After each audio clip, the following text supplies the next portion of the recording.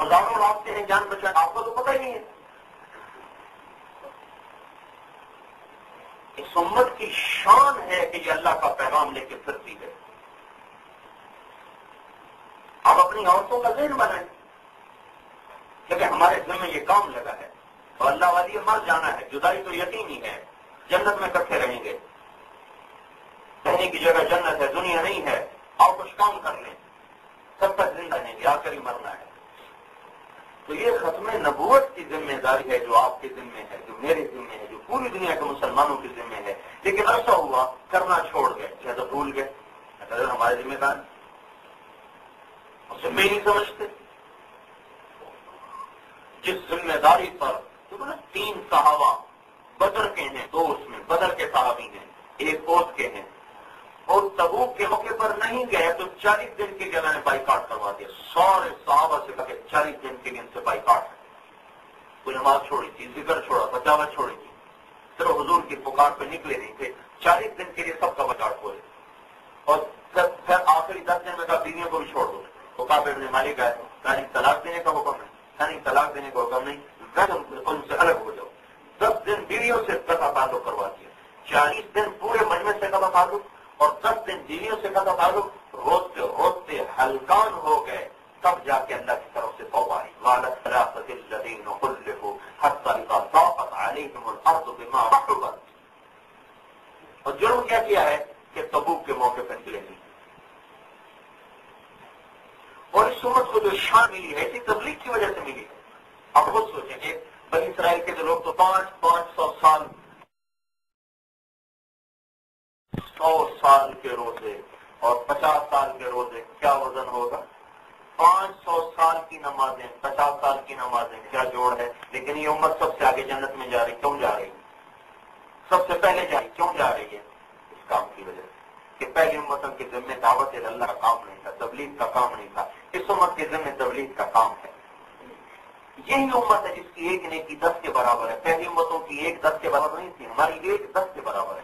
پھر اس پر اور بتاؤں، یہ بھی آیا تھا ہی نا، من جاء بالحسنۃ فلہ عشر امثالھا. تم ایک نیکی کرو میں 10 دوں گا. آپ نے فوراً ہاتھ اٹھا دیے. رب زد امتی، اے اللہ کچھ زیادہ کر.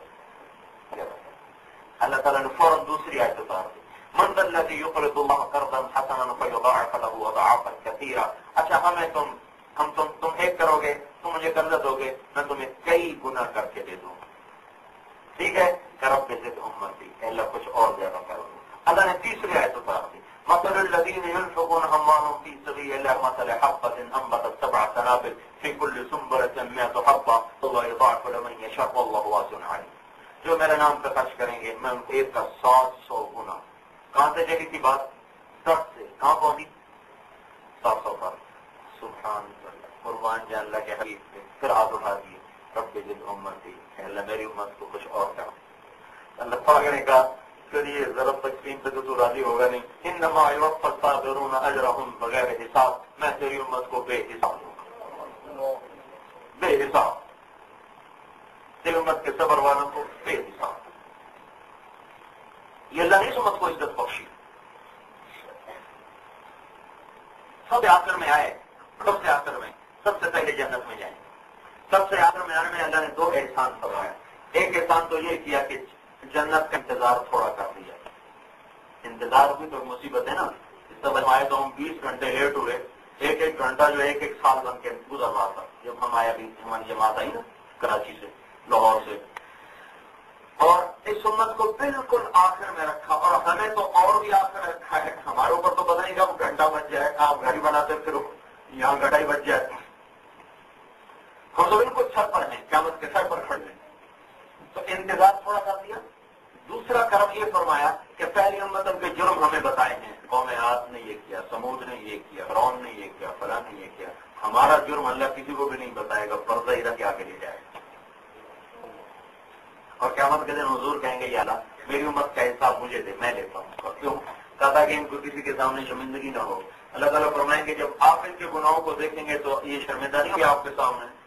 ٹھیک ہے کہ آپ کو بھی نہیں دوں گا، خود لوں گا، پردے میں لوں گا. ان کا حساب بھی اللہ پردے میں کر دے گا. ایسا تو رحیم و کریم ان پر ہو رہا. ان کی زکات کا مالداروں سے لو، غریبوں کو دو۔ بنی اسرائیل کی زکات کیا تھی کہ مالداروں سے لے کے پہاڑ پہ رکھ دو، آگ آئے گی جلا کے ختم کر دیں۔ ہماری زکات کیا ہے؟ مالدار دے، غریب کو دے دے۔ سبحان اللہ۔ پانی کو نہیں تیمم کر لو، وہ پانی کے بغیر ان کی پاکیزگی نہیں ہو سکتی تھی۔ شام میں ہو جدھر منہ ہو نماز پڑھ لو، ہو گئی۔ ان کی مسجد کے بغیر نماز نہیں ہوتی۔ کتنی ہمارے لیے آسانیاں فرما دی۔ زکات 10 روپے دو 100 میں، ان کو 2.5 روپے دے دو، اجر تمہارا زیادہ۔ ایک بدو آیا کہ یا رسول اللہ ہلاک ہو گیا۔ کیا ہوا؟ کہ میں روزے میں بیوی کے پاس چلا گیا۔ اچھا، غلام آزاد کرو۔ کہ میں تو اپنی جان کا مالک ہوں، غلاموں سے لاؤں۔ آپ نے کہا 60 مسکینوں کو کھانا کھلا۔ اور کہا مجھ سے بڑا مسکین مدینے میں کون ہے جو میں کسی اور کو کھلاؤں؟ آپ نے فرمایا اچھا 60 روزے رکھو۔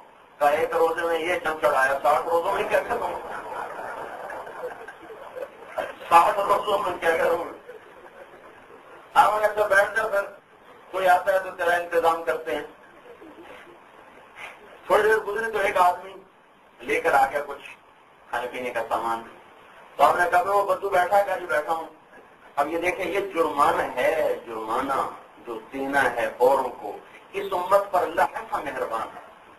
تو آپ نے کہا بھائی وہ بیٹھا ہے؟ جی بیٹھا ہوں۔ کہیں لے جا اور جا کر مدینے کے 60 مسکینوں کو کھلا دے۔ کہ یا رسول اللہ کی قسم مدینے میں مجھ سے بڑا مسکین کوئی نہیں، مجھے ہی دے دو۔ تو آپ اتنا ہنسے کہ آپ کے دانت نکل آئے۔